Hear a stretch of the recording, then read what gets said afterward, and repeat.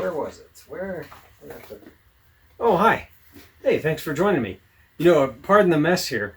You may have noticed that there's a few things different here about the Reflactor channel. The main one being the name of the channel. It's now called the Astronomy Garage. It's a little bit different, but I assure you everything else is the same. The location is the same, and the video is the same, and myself, Reflactor, is still the same. But moving forward, we're going to be calling it the Astronomy Garage. The main reason has to do with the fact that this channel was the absolute most impossible channel to find on YouTube. If anybody were to type in the word Reflactor into the YouTube search box, it would assume it was a typo.